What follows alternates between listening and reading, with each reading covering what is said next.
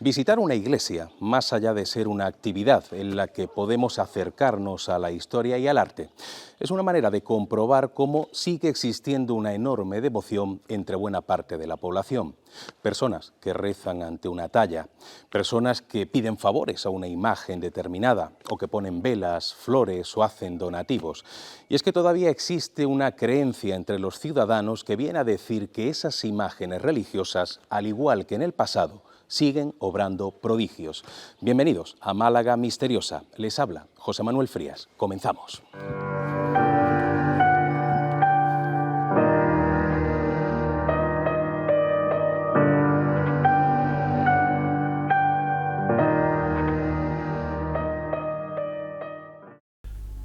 A muchos les asombra el enorme vínculo existente entre la Armada Española y la imagen de Nuestra Señora de la Soledad Coronada.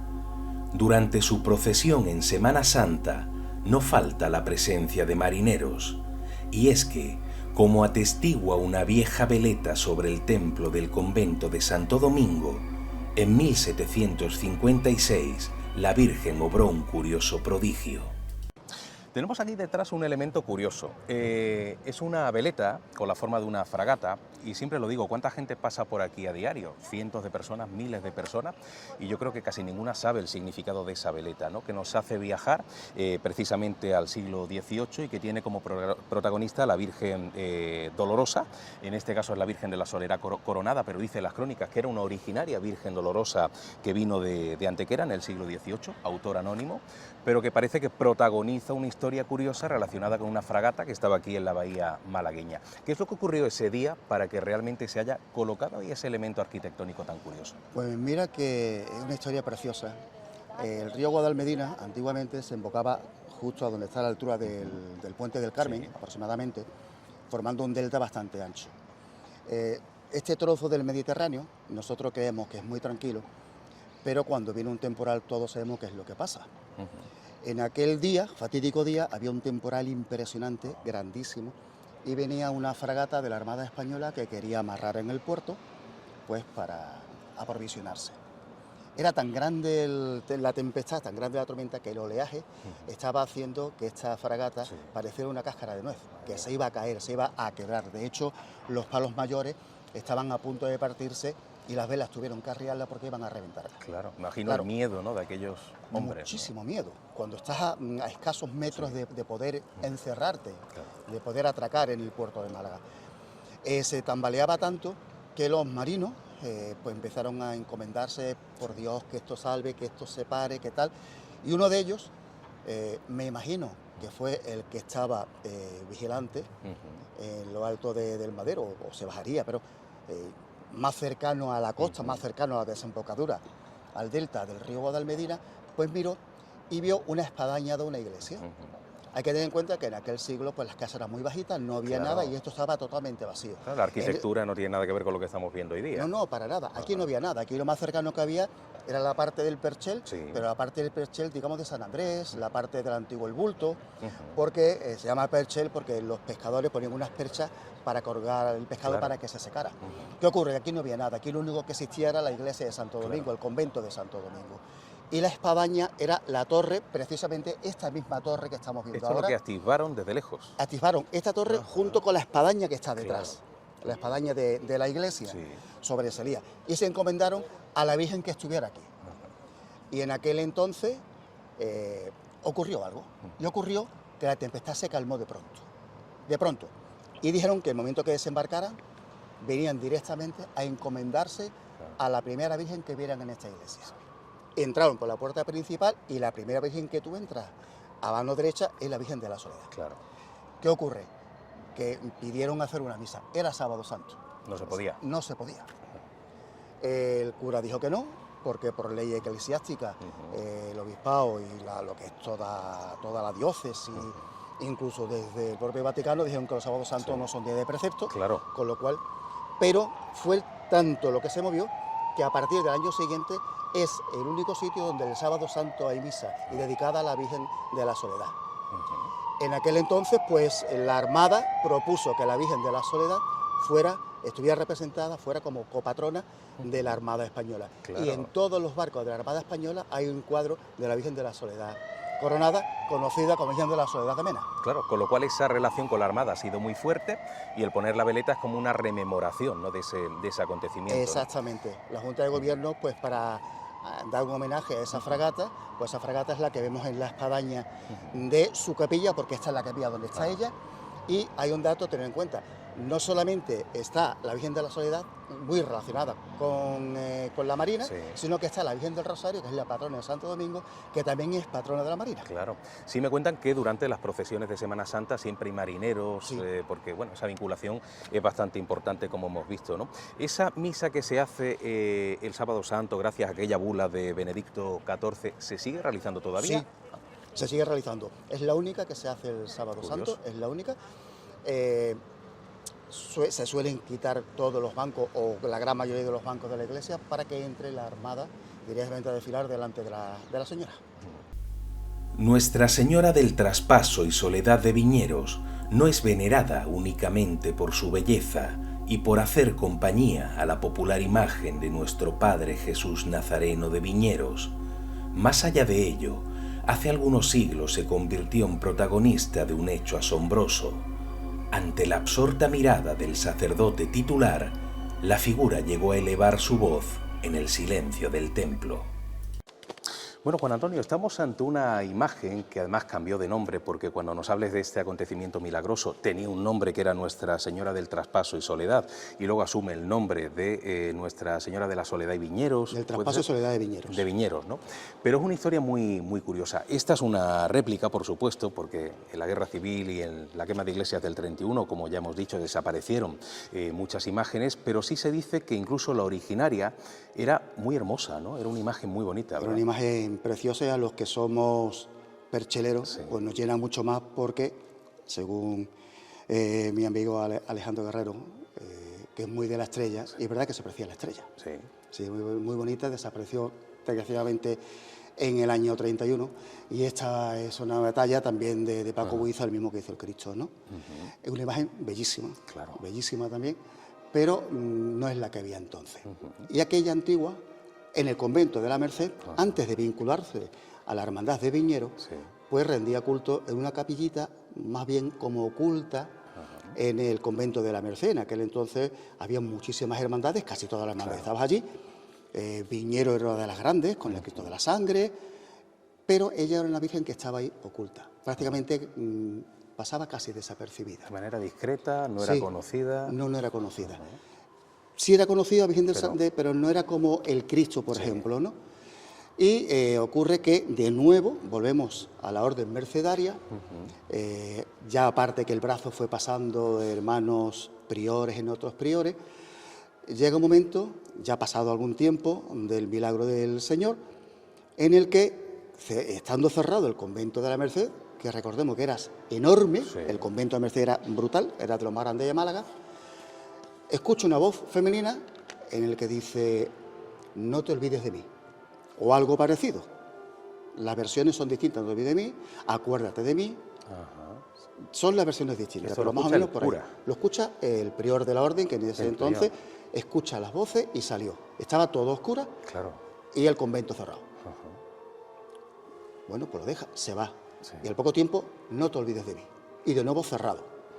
Claro, escuchó una voz de una mujer y empezó pues a ver todo el convento, recorrerse el convento entero, y al pasar justo a la altura de la hornacina de la Virgen del Traspaso de Soledad, le dijo: no te olvides de mí. Ahí ya tuvo claro que el sonido procedía de De aquella ella, diciéndole que le imagen, ¿no? rindiera culto. Y a raíz de entonces, pues ya tuvo ese culto, y ya más adelante, pues fue ya cuando se fusionó con el Señor de Viñeros y formaron la actual hermandad de nuestro Padre Jesús de Viñeros y María Santísima del Traspaso. Curioso, se fusionan dos imágenes que han obrado las dos por separado. Dos milagros distintos. Dos prodigios muy llamativos. Volvemos ¿no? a lo de siempre, los milagros del 18. Cierto. Y hemos hablado varias veces de esa iglesia de la Merced, que Del convento de la Merced, sí. fue destruida, ese convento, iglesia, que también ha sido una iglesia con muchísima historia, pero desaparece la quema de iglesias del 31, ¿puede ser? Sí, ¿O hablamos? en el 31 Y fue desapareció incendiada, ¿verdad? Entera. El convento con todo lo que había dentro, con toda la imagen que ven dentro, No sé por qué no se quiso restaurar. Eso es lo raro, ¿no? Costaría muchísimo, era enorme. Era la más grande de Málaga en aquel entonces. Hay unas fotos interiores y era altísima, era preciosa. Fíjate hasta qué punto era tan grande que por la puerta principal, con escalinata y todo, salía el Cristo de la Sangre con la cruz, ¿no? Era grande, era muy grande, era costoso. Estamos hablando de la época de entre los 40 a los 60, que no había dinero y lógicamente pues se vendió el terreno, y actualmente el edificio que hay donde antiguamente estaba el convento, que es justo en la Plaza de la Merced, haciendo esquina con Gómez Pallete, si te das cuenta, arriba del todo, el tímpano que forma ese edificio está recordando al tímpano del convento de la Merced. La historia de la desaparecida Virgen de la Cabeza siempre estará vinculada a la calle Pozos Dulces, a una vivienda destruida hace tiempo, a una señora llamada Catalina Bejarano, a un viejo pozo y a un lienzo aparecido de entre las aguas. Aquel fue el punto de partida de una veneración que fue aclamada en pleno siglo XVII por buena parte de los vecinos del entorno. Bueno, estamos en un rincón que yo creo que la gente cuando pasa por aquí, primero, no saben que esto que tenemos detrás es parte de la muralla árabe, del recinto amurallado de Málaga, con lo cual es un elemento importantísimo, pero ahí tenemos un rinconcito muy especial, es como una especie de antigua hornacina que tiene que ver con un milagro que ocurrió, en este caso en el siglo XVII, en esta plaza en la que nos encontramos, esta plazuela de la Virgen de las Penas, y tiene relación con una mujer que dicen que era muy conocida en la Málaga de aquel entonces, Catalina Bejarano. Yo he llegado incluso a conocer coplas que se hicieron en su momento y que hablaban de esta mujer, muy hospitalaria con todo el mundo, con lo cual era un personaje, vamos a decir, muy especial. Y tuvo un curioso encuentro, ¿no?, esta señora, porque un día cuenta la leyenda que ella sale a comprar o sale a dar una vuelta, deja la puerta de su patio abierta por si alguien quería sacar agua del pozo, y a partir de ese momento es cuando ocurre el acontecimiento curioso, ¿verdad? Sí, ocurre, como en muchos casos, como bien has dicho, en aquel entonces, en el siglo XVI, siglo XVII, Sí. la Málaga era muy abierta. Málaga siempre ha sido una ciudad abierta Sí. y hospitalaria. Dejaba las puertas abiertas para aquel que quisiera beber agua de ese pozo que tenía. De hecho, aquí detrás tenemos la calle Pozos Dulces, Cierto. porque esto es parte del manantial que venía desde San Telmo. Una de las ramificaciones pasaba por aquí. ¿Qué ocurre? Que la gente venía, respetaban la casa, Claro. y vino una señora mayor a sacar agua porque estaba sedienta. ¿Y qué ocurre? Echa el cubo al pretil del pozo, y se apoya y no podía sacarlo porque pesaba mucho, y por mucho que pesara un cubo de agua, pues podía sacar una persona mayor. Sale a la puerta, busca a alguien que lo ayude. Vinieron dos personas, dos señores a ayudarlo, y entre los tres tampoco podían sacarla, y con mucha fuerza, con mucho esfuerzo, sacaron el cubo con agua, pero dentro del cubo había un lienzo, que fíjate que un lienzo no pesa lo que podría pesar aquello por lo interno, por lo que significaba. Y ese lienzo, al abrirlo, era una imagen de una virgen. Claro, además dicen que a saber el tiempo que podía llevar eso debajo del agua, y estaba en perfecto estado, estaba seco, con lo cual parece que algo raro había ocurrido. Y cuentan que Catalina, como persona religiosa que era, coge el lienzo, lo pone en el patio de su casa, lo convierte en capilla privada, y por aquel entonces su hijo se marcha a la guerra de Portugal. Claro, estamos hablando de una época que no es como ahora, que ocurre cualquier cosa en otro lugar del mundo y lo vemos en vivo y en directo. En 2 años parece que Catalina estaba ya muy preocupada, no sabía si su hijo estaba vivo, si estaba muerto, si estaba herido, enfermo, y parece que una noche tuvo, de esas noches en las que ellas antes de dormir le pedía una señal sobre su hijo a la Virgen, ocurrió algo con ese lienzo, ¿verdad? Ocurrió algo bellísimo. Ocurrió como, tú bien has dicho, que ahora vemos en vivo y en directo, pero es que el día antes te ponen la promo. Es cierto, sí. Pues aquí ocurrió lo mismo. Esa noche, como siempre, le reza a la Virgen de la Cabeza, nunca mejor dicho, por el sitio en el que está, Cierto. esta calle Arco de la Cabeza. Arco de la Cabeza. Le pide que dé una señal sobre su hijo. Se va, y cuando se levanta por la mañana, ve que la Virgen le ha cambiado totalmente la cara. Ha transfigurado la imagen y es la cara del hijo. Evidentemente, como cualquier madre que su hijo se va a la guerra sin saber lo que ha pasado, pues le dio un desmayo. Claro, el impacto emocional me imagino que fue grande, claro. Fue grandísimo el impacto que tuvo. Todas las personas que pasaban, como hemos dicho, estaban las puertas abiertas, la vieron, la tumbaron en el suelo, la levantaron, la llevaron a la cama, y al día siguiente, pues cuando se despierta, vuelve a darle las gracias a la Virgen, y por la puerta estaba entrando el hijo. Claro, era Digamos el que vaticinio, ¿no? de la Virgen. Exactamente. Le dijo, mañana lo tienes aquí. Claro. Y el hijo pues vino de la guerra sin saber qué había pasado desde el punto y hora que se fue. Claro. Parece que aquello desemboca esta historia precisamente en el lugar en el que estamos, porque a partir de ahí la devoción fue más grande. Se cuenta que cuando Catalina muere, su casa se convierte en una especie de capillita durante algún tiempo, y que ya no solamente estaba el lienzo, hicieron una imagen, a imagen y semejanza de ese lienzo, esta Virgen de la Cabeza, que finalmente desembocaría en ese rinconcito, en esa hornacina, ¿no? Con lo cual me imagino que en su momento tuvo que ser una Virgen muy venerada por la gente, ¿no? Casi todas las puertas de acceso a la ciudad fortificada de Málaga, casi todas tenían puertas, pues puertas de Buenaventura, que estaba San Buenaventura de la Virgen de los Ángeles, porque estaba la de San Francisco, y casi todas cuando pasaban por un sitio que hay una hornacina, han habido muchas en Málaga, siguen habiendo algunas, pues se presinaban y tenían cierta devoción, le ponían su desvoto, le ponían sus promesas, y esta puede ser otra, pero guardando este lienzo antiguo de la muralla de Málaga, como está muy bien cuidado, gracias a Dios se ha cuidado bastante bien, estando ese lienzo, este lienzo con esa pequeña hornacina y justo al lado una de las puertas de acceso al recinto amurallado, no me extrañaría nada de que esa pequeña hornacina fuera la que tuviera la imagen de la Virgen de la Cabeza.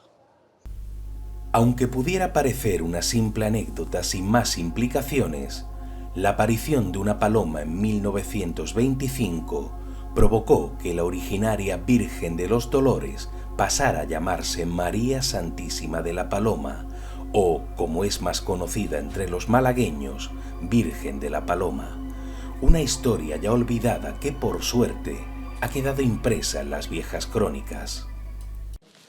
Bueno, estamos ante una Virgen también muy querida de manera popular en Málaga, como es la famosa Virgen de la Paloma, y de ella se cuenta una, no sé si decir tradición o decir historia, porque a veces todo se confunde, pero claro, hablamos del año 1925, tampoco es una época tan lejana, con lo cual tú nos confirmarás si de esto hay una evidencia física, que entiendo que sí, pero ante todo, por aquel entonces, la Virgen de la Paloma no era la Virgen de la Paloma, ¿verdad? No. Como tantas otras, era la Virgen de los Dolores. De los Dolores. Es lo que pasa, por ejemplo, en los pueblos. Si te das cuenta, los pueblos casi todos son Jesús Nazareno y Virgen de los Dolores. Claro. O Jesús de la Veracruz, Virgen de la Soledad, porque no tiene otros recursos. Sí.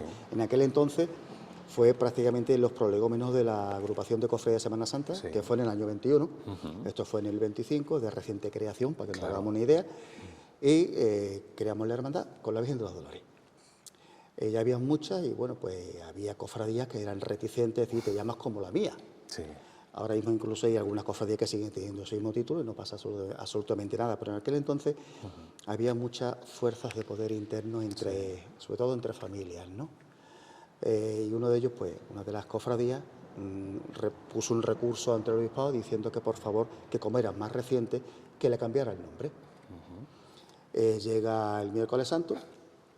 La Virgen de la Paloma, actual Virgen de los Dolores entonces, sale a la calle y en mitad del recorrido, esta Virgen tenía muchísimo tirón en Málaga, muchísimo, no esta, sino la anterior, porque esta también es nueva. ¿Qué ocurre? Esta es de Luis Álvarez Duarte, que fue de las primeras que hizo Luis Álvarez Duarte para Málaga, es la única que tiene los ojos claros. ¿Qué ocurre? Que tenía tal devoción en Málaga que cuando pasaba, pues le estaban echando a la gente, como a todos, le echan pétalos de flores, pero le echaban palomas, para que revolotaran las palomas delante de ella. En un momento dado, una de las palomas entra, se mete por medio de las barras de palio y se posa en la mano. Claro, los capataces y los mayordomos diciendo, a ver cuánto dura. A ver cuánto dura con el traqueteón, con los pulsos, con los movimientos, para arriba, para abajo. Bueno, pulsos en aquel entonces no existían, pero bueno, para que tenga una idea, los traqueteones de los hombres del puerto no son como los de ahora. Claro, en aquel el ruido, las voces, todo. Claro, en aquel entonces lo que era muy común era llevar el paso a la carrerilla. No es como ahora que van volando, sino que era prácticamente recto y bajaban de golpe o levantaban de golpe. Claro, tú sabes que una paloma se posa donde sea, un pequeño se asusta. Pues la Virgen, con su paloma en la mano, hizo todo el recorrido con una paloma blanca en la mano y llegaron al encierro. ¿Y qué se dijo allí en San Juan? Pues ya sabemos cómo vamos a ponerle.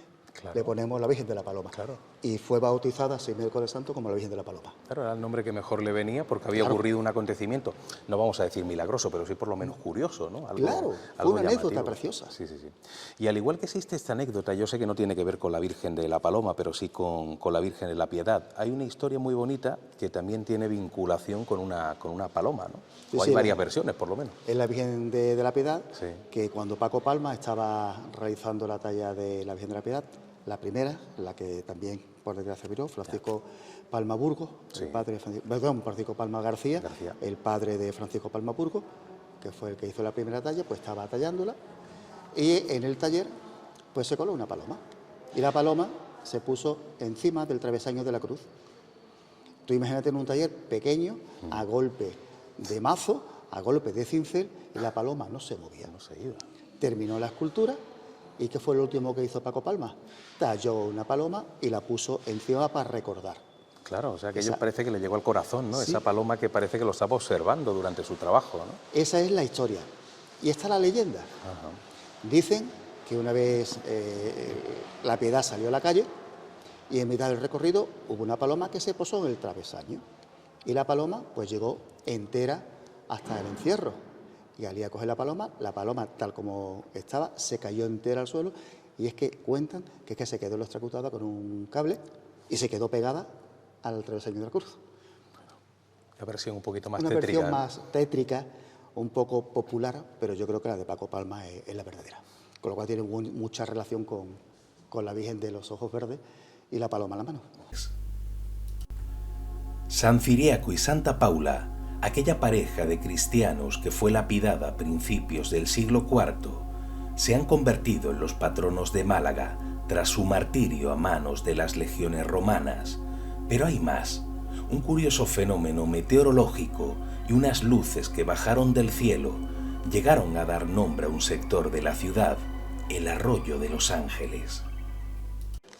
Bueno, estamos en una iglesia importantísima en Málaga, la iglesia de los Santos Mártires, San Ciriaco y Santa Paula, y vamos a conocer una historia que sé que a ti te va a sorprender, pero para mí tiene un trasfondo relacionado incluso con el ámbito de la ufología, pero eso lo tocaremos luego. Vamos a viajar ese siglo IV, ese 18 de junio del año 1303, y nos encontramos con nuestros protagonistas supuestamente ocultos en el Monte Coronado, ¿no? ¿Cómo transcurre esta historia para que realmente estos dos personajes se convirtieran en mártires malagueños? Estos eran una pareja, dos novios en aquel entonces, que eran pues muy cristianos, muy católicos, ¿no? Y bueno, fueron perseguidos. Y fueron perseguidos, fueron justiciados, y cuenta la leyenda de que a los pies del río Guadalmedina, pues lo mataron. Lo amarraron a unos árboles, a unos olivos, dicen. Otros dicen que eran unos árboles pequeños, unos madroñales, y lo asesinaron, lo ajusticiaron. Claro, que además dicen que fueron ajusticiados de una manera que lamentablemente todavía en algún rinconcito del planeta se sigue practicando, que es la lapidación, ¿no? Morir apedreados, que tiene que ser una cosa terrible. De hecho, creo que el camino por el que llevan a esta pareja al lugar donde iban a ser lapidados es conocido como Paseo de Martiricos, precisamente por aquello, ¿no? ¿Qué sigue ocurriendo con aquellos dos personajes para que se convirtieran, como digo, en parte fundamental de la historia religiosa de Málaga? Pues fíjate, lo apedrearon, lo martirizaron, nunca mejor dicho, y pues fallecieron.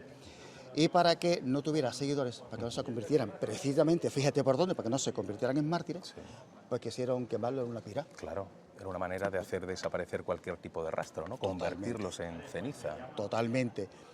La pira estaba dispuesta, estaba puesta toda la madera, pusieron los cuerpos, encendieron fuego y justo en ese momento empezó a caer, como decimos aquí, la de Dios. Empezó a caer tantísima agua que en breves minutos cegó totalmente el fuego, lo hizo desaparecer. Las personas que lo ajusticiaron se fueron porque era tanta el agua que pues, se asustaron, y algunos valientes seguidores pues lo que hicieron fue recoger los cuerpos y llevárselos a un sitio cercano para protegerlo y para esconderlo, para que no lo cogieran otra vez y lo pusieran. Aquello se cuenta más o menos por la historia, que es donde actualmente está, para que nos hagamos una idea, el cuartel de bomberos, el colegio del Mapa, en esa esquina. ¿Por qué? Porque si te das cuenta, allí desemboca un arroyo Sí. llamado Arroyo de los Ángeles. Y tiene su porqué, ese nombre, el Arroyo de los Sí. Ángeles. Y es porque dicen que cuando esas personas rescataron los cuerpos, lo ocultaron en un sitio que nadie sabía dónde estaban, nadie. ¿Qué ocurre? Que cuando fueron a buscar otras personas, no tenían rastro. Y de pronto hubo una señal, para que nos hagamos una idea, una especie de fuego fatuo, Sí. como pasó con Santiago de Compostela. Igual. Hubo un rayo en el que dijeron dónde estaban los cuerpos. Claro. Por eso esa parte se llama Arroyo de los Ángeles, porque decían que esos dos rayos, esas luces que vieron, eran los dos ángeles que estaban señalados donde estaban enterrados. Claro, en aquella época todo lo que bajara del cielo, la luz que fuera, era considerado como una señal de Dios. Y más que se había producido en otros lugares eso de supuestas señales de Dios que identificaban lugares donde estaban enterrados santos mártires del cristianismo. Pero es curioso cómo incluso, y esto me llama mucho la atención, el ayuntamiento en siglos anteriores se ha gastado dinero en intentar localizar los cuerpos. Y hablamos de la ermita de Martiricos, hablamos del convento de Los Ángeles, o sea, se ha intentado localizar en muchos lugares de ese entorno del que tú antes nos hablabas, ¿no? Sí, sí, incluso hasta la propia calle Carril, que está un poco Calle retirado. Carril, cierto. También empezaron a ahondar y encontraron agua. Sí. El antiguo ermita de Los Ángeles es donde está actualmente la Alcubilla, más o menos aproximadamente la Alcubilla, el Colegio San José de la Montaña, esa zona que era la desembocadura del arroyo al río Guadalmedina, que es donde lo lapidaron, dicen que lo lapidaron. Otros dicen que fue a la altura del barrio de La Roca, también pegando al río Guadalmedina. Y después la leyenda cuenta, y hay un escrito, hay un documento, y además tallado en piedra, donde se supone que están enterrados los santos Ciriaco Paula, los que a la postre fueron patronos de Málaga, que hasta entonces no eran, sino que en aquel entonces estaba la Virgen de la Victoria y San Luis, ya te lo diré, Sí, San Luis de Tolosa. de Tolosa, ¿no? San Luis de Tolosa. Eran los patronos. Y el ayuntamiento, el obispado, el plan eclesiástico dijeron que fueran ellos. Y dicen, está esculpido, como digo, en la cruz que está a la entrada del convento de Nuestra Señora de los Ángeles, antiguo convento franciscano. La historia cuenta de que esa cruz que está a la entrada antiguamente no estaba posicionada ahí. Estaba la parte trasera en el huerto que antiguamente estaba la capilla de San Pedro y San Pablo. Claro. Esa cruz era muy alta y al final, en el estípite que había arriba, habían unas luces, unas lámparas que se encendían para que los peregrinos lo vieran, y arriba del todo había un capitel con las imágenes de San Ciriaco y Santa Paula. Y debajo sí sigue esa piedra tallada de los siglos XVI, final del XVI, principio del XVII, en el que dicen que los restos están enterrados ahí y están en letras romanas tallados, y hay un documento que así lo certifica. Sin duda, seamos creyentes o no, una vez que conocemos estas apasionantes crónicas de milagros religiosos, si visitamos una iglesia, vamos a contemplarla con otros ojos. Ahora bien, si realmente esas imágenes obraron los prodigios que cuentan las crónicas, o si es solamente producto de la imaginación, eso es algo que solamente tú puedes valorar. Nos vemos en una próxima edición de Málaga Misteriosa. Un fuerte abrazo, amigos.